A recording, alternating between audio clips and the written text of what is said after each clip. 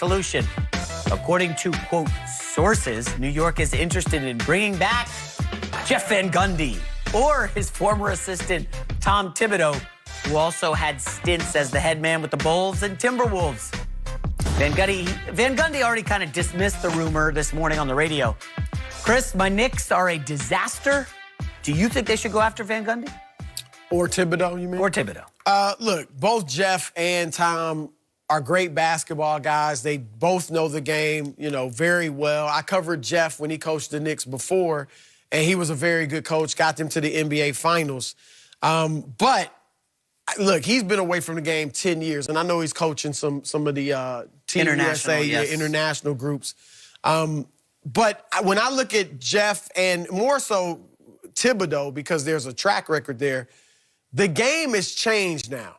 There was a time when I thought Tom Thibodeau was one of the top 3 coaches in the NBA. When he coached Chicago, and their only star was Derrick Rose, and they made the playoffs all 5 of the seasons he was there, and twice they had the best defense in the league.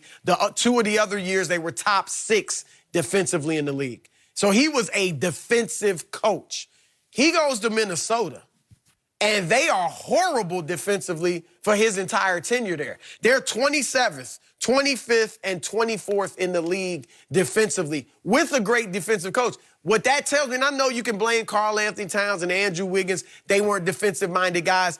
Thibodeau could make anybody a defensive-minded guy when he coached it. And I know they understand how the game's changed, but when Tibbs and Jeff were great defensive coaches, it was pack in the paint and force the teams to shoot the three-pointer and not get shots in the paint. Well, that doesn't work nowadays, and I'm not saying Tibbs, right, they want that. I'm not saying Tibbs didn't try to adjust in Minnesota, but obviously it wasn't successful. If they're looking at, I don't think you necessarily have to go back in time in New York to get you a new coach. But if you're looking at a guy with former Knick ties, it should be Mark Jackson. And I believe Mark has been blackballed throughout the league, but New York is one place that would definitely accept him. The fans would love him because he was a former player there. He's from New York, and they would give him time, which I think is more important. You look at what he did in Golden State. He was huge for them. I know he didn't get him over the hump like Kerr did, but defensively he created a mindset, and offensively he gave Steph and Klay the confidence, the swagger to believe they could be as great as they became. And so I think Mark Jackson, for a young team, will be a great guy in New York. But I wouldn't personally go with Jeff or Tom. Yeah, for me, New York is one of those teams right now where they don't know who they are. They don't know what they want to do. They remind me very, very much so of the Cleveland Browns in the National Football League. Ooh. Like, you're flip-flopping coaches. Your owner doesn't really know what they want to do. They're at odds with fans and whatever. But to your point, the game has moved beyond these 2 individuals, Jeff Van Gundy and Tibbs. I live in Minnesota, so I had the opportunity to watch Tibbs up close in person, and it just didn't work. It didn't work because of exactly what you're talking about, the unwillingness to evolve. And when you have that, you can't really be a special coach in leagues you have to evolve. You have to adapt to where the game is and where your players are. And you have to be able to relate. And that's what, for all the reasons you mentioned, the New York ties, both growing up there and playing there, and then he still understands the game, and I think he can relate to players. But I don't know what the answer is for the Knicks. I don't know if there is a perfect answer for the Knicks. Specifically with Daryl Morey still in control. I know what the answer. James Dolan. James Dolan, I'm sorry. I know what isn't the answer. And when I hear Van Gundy and Tibbs, I'm thinking this is a bad rerun episode of Welcome Back, Carter. Like seriously, like, why are we going there? You know what I mean? Like, this is not what the Knicks need. This is like comfort food. Do you know what I mean? You're like, yeah, where's my mac and cheese? I know what that tastes like, and I can eat this. No! This is why this hasn't worked out for all these years, Chris.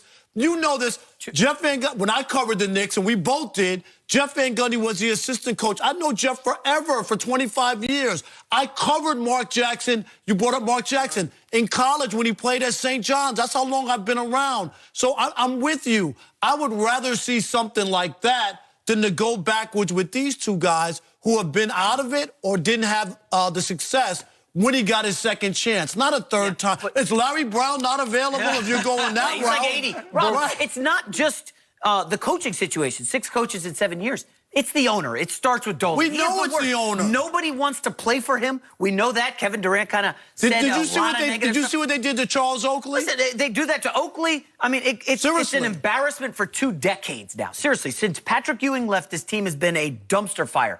Total disaster. I don't know what the answer is. It certainly isn't, gutting the front office and trying to bring in all these outsiders.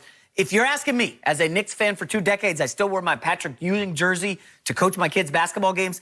I do that. I honestly would go to the Golden State Warriors and pluck somebody from their front office. They were very forward-thinking over the last 5 or 6 years. Bring in a young guy, totally change a culture, and try something new. But this is what happens to teams when you lose over and over and over again, and you're such a storied franchise. Like, you look at the Washington Redskins. I remember them going back to Joe Gibbs. Look at where they are now. Look at where they are. They still haven't been able to find that guy that can get them over the hump and get them into the winning ways. The Knicks are going right down that road. How about the Detroit Lions? You know that's your hometown team, right? Like, these teams, they just have a culture. They need to shift in the culture and their thinking moving forward. One thing I'll say is this, and obviously Steve Mills was, fired as the president, and you got Scott Perry there.